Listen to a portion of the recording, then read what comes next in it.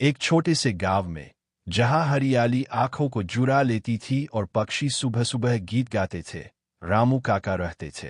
वे एक साधारण किसान थे, घिसी पिटी धोती, टूटी चप्पलें और हाथ में हमेशा कुदाल। उनकी जमीन बहुत छोटी थी, महज 2 बीघा, लेकिन उस पर उनका प्यार अथाह था। रामू काका कहते थे, जमीन सिर्फ मिट्टी नहीं होती, ये माँ होती है।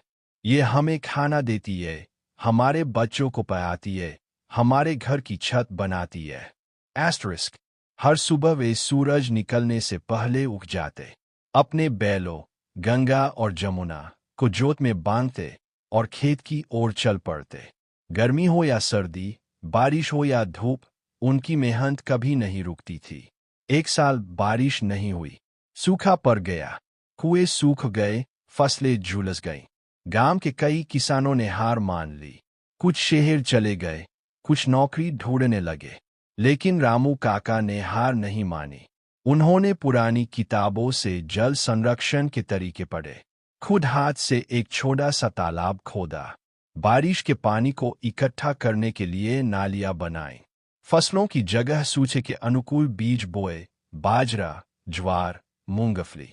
उस साल भी उनकी फसल नहीं मरी। धीरे धीरे उनकी जमीन फिर से हरी हो उठी। गांव वालों ने उनकी बात मानी। रामू काका ने सबको सिखाया, प्रकृति के साथ लड़ोगे तो हारोगे, उसके साथ चलोगे तो जीतोगे। एस्टरिस्क। कुछ साल बाद उनके बेटे ने शहर में इंजीनियरिंग की पढ़ाई पूरी की। लोगों ने कहा, अब तो शहर जाओगे, नौकरी करोगे, लेकिन बेटे ने कहा, नहीं, मैं अपने पिता के साथ खेती करूंगा। आज रामू काका का खेत एक छोटा सा मॉडल फार्म बन गया है। वहां ड्रिप इरिगेशन है, सोलर पंप है, जैविक खाद का उपयोग होता है।